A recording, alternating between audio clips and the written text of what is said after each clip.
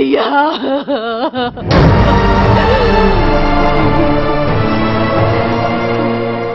కన్న కొడుకుతో తలకొరివి పెట్టించుకోవాల్సిన నేను కళ్ళ ముందే కొడుకు చావు చూడాల్సి వచ్చిందిరా.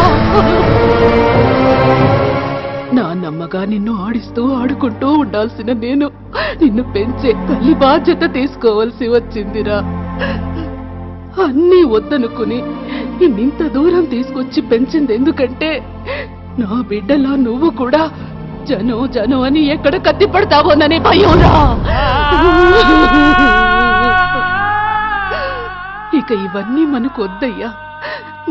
నీకేవైనా జరిగితే తట్టుకునే ఓపిక ఈ వయసులో నాకు లేదురా. బామ్మ, సమస్యకు ఎదురెళ్లడం తప్పైతే వెతుక్కుంటూ వచ్చిన దాన్ని వదిలేయడం ఇంకా పెద్ద తప్పు.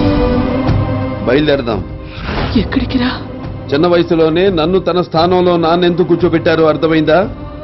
తను లేకపోయినా నేను రావాలనే ఆశతో. అది పట్టించుకోలేదనే దేవుడు ఆ సమస్యను తెచ్చి మన నట్టింట్లో పెట్టాడు. వేటగాడిని చంపేశారు, మనుషుల్ని తినే ఆ మృగాలు చావాలంటే మళ్ళీ వేట మొదలవ్వాలి.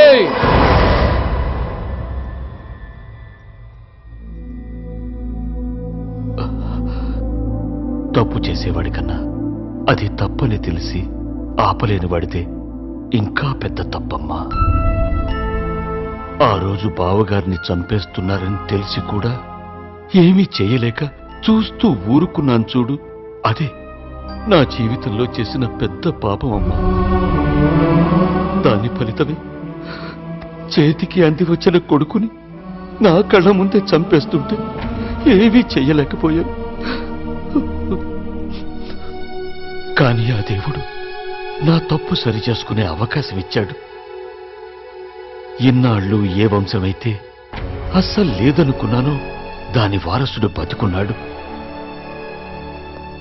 ఆ వారసుడి చేతిలో నీ చెయ్యి పెట్టి నేను చేసిన పాపానికి ప్రాయశ్చిత్తం చేసుకుంటానమ్మా.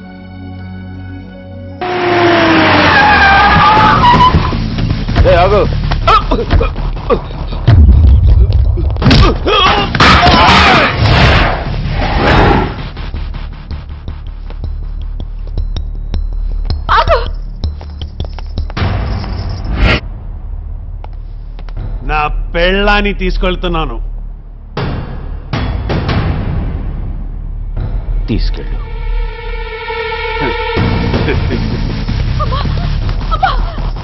ఏంటని మీరు చేస్తున్నది? ఎందుకాక మన కొడుకుని చంపించావు, ఇప్పుడు కూతుర్ని కూడా చంపేస్తావా? వాడు తీసుకెళ్తోంది నీ కూతుర్ని కాదు, వాడి చావుని.